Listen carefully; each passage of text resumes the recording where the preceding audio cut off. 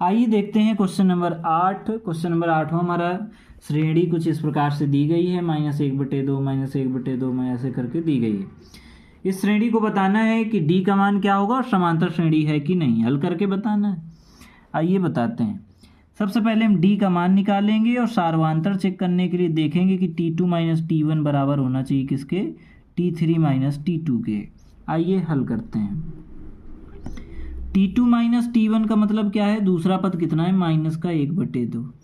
इसमें से हमको घटाना है किसको, -1/2 को, क्योंकि T1 का मान भी -1/2 है। T3 का मान कितना है, -1/2, ये है -1/2। माइनस लगाएंगे, T2 का मान रखेंगे -1/2, ये भी रख दिया। ये आ गया -1/2 प्लस का 1/2, ये आ गया -1/2 प्लस का 1/2। अब हम क्या देख रहे हैं, 1/2 इधर भी 1/2 इधर भी, चिन्ह लेकिन अलग अलग है। जब चिन्ह अलग अलग होता है तो मान क्या आएगा, 0। ऐसा कह सकते हैं आप कि प्लस माइनस का गुणा माइनस तो घट जाएगा। 1/2 में 1/2 घटाओगे क्या बचेगा, 0। 0 ना तो प्लस का होता है, 0 ना ही माइनस का होता है। ऐसे इधर प्लस माइनस का गुणा क्या, माइनस, तो घट जाएगा। 1/2 में 1/2 घटाएंगे क्या बचेगा, 0। भाई एक जैसी संख्या में को जब आपस में घटाया जाता है तो 0 ही तो बचता है। तो ये डी का मान आ गया क्या, 0। और दोनों आ रहे बराबर, यानी श्रेणी कैसी, समांतर श्रेणी। लिखेंगे नीचे, अतः श्रेणी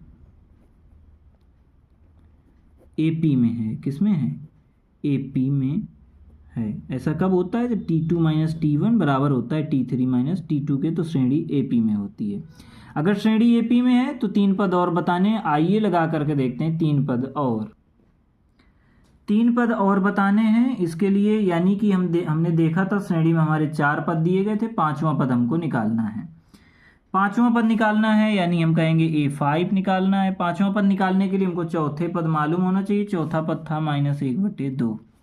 इसमें हम सार्वधातर जोड़ देंगे, सार्वधातर यानी डी का मान आया था हमारे पास 0। इसमें 0 जोड़ेंगे क्या आएगा, -1/2। ये आ गया हमारा 5वां पद। अब हम निकालेंगे अपना छठा पद, A6 लिखेंगे। A6 यानी छठा पद निकालने के लिए 5वां पद मालूम होना चाहिए। 5वां पद है -1/2। इसमें जोड़ देंगे सार्वधातर यानी 0, तो आ जाएगा -1/2। भाई 0 चाहे जिसमें जोड़ो, 1 में जोड़ो तो 1 आ जाएगा, -1/2 में जोड़ोगे तो -1/2 आ जाएगा। ऐसे ही अब हमको निकालना है A7। A7 के लिए हमको छठे पद का मान मालूम होना चाहिए। छठा पद है -1/2, इसमें जोड़ देंगे 0, तो क्या आ जाएगा, -1/2। तो ये हमारे 3 पद हमने और निकाल